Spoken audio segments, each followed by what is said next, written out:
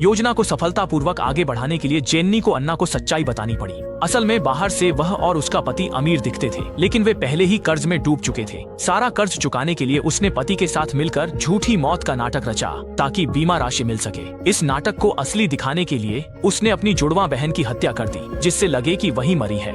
लेकिन उसने नहीं सोचा था कि अन्ना सबका पर्दाफाश कर देगी।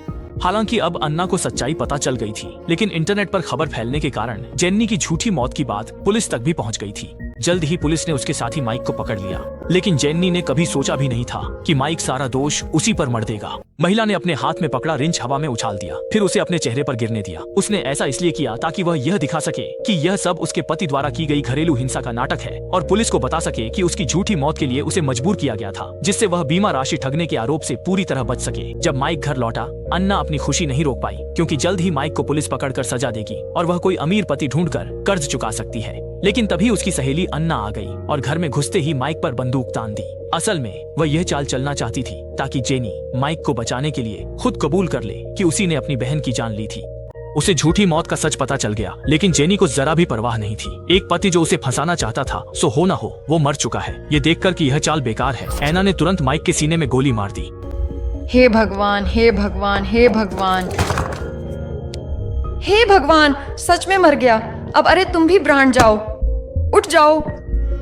कमाल है, असल में जेनी को पहले ही एना और माइक की योजना का पता चल गया था, क्योंकि कमरे में दाखिल होते ही उसने छुपा बग देख लिया था। उसे तुरंत समझ आ गया कि यह उसके अपराध के सबूत रिकॉर्ड करने के लिए है। वो तो काफी असली लग रहा था। हमने सच में कबूल कर लिया, एमिली। हाँ बिल्कुल। मैंने किया, लेकिन पहले मैंने इन्हें काट दिया था। योजना पकड़ी जाने के बाद एना एक पल के लिए समझ नहीं पाई कि अब क्या करे, लेकिन इससे पहले कि वह कुछ सोच पाती, जेनी ने सोफे से एक पिस्तौल निकाल ली। तुम हमेशा से पागल रही हो। वास्तव में मैंने कितनों को। जेनी ने एक ही गोली में अपने बगल में बैठे पति को गिरा दिया, लेकिन जैसे ही वह उठकर एना को भी मारने की तैयारी कर रही थी, एना की एक बात ने जेनी को पूरी तरह चौंका दिया। अभी के अभी हम लाइव स्ट्रीमिंग कर रहे हैं, क्या तुम्हें पता नहीं था? तुम क्या बकवास कर रही हो?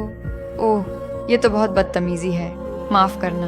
हमने उन माओं के बारे में सुना है। असल में एना ने अंदर आने से पहले ही लाइव स्ट्रीम चालू कर दी थी। अभी अभी जो कुछ भी हुआ वह सब कैमरे के जरिए इंटरनेट पर लाइव प्रसारित हो चुका था। यह सब देखकर जेनी तुरंत भागने के लिए मुड़ी ताकि पुलिस के आने से पहले वह यहाँ से निकल सके, लेकिन जैसे ही वह सड़क पर पहुंची, जेनी गलती से एक गुजरती कार से टकरा गई और उसी समय पुलिस वहां पहुंच गई। जेनी को गिरफ्तार किया गया और उम्र कैद की सजा मिली। इसी के साथ फिल्म खत्म होती है।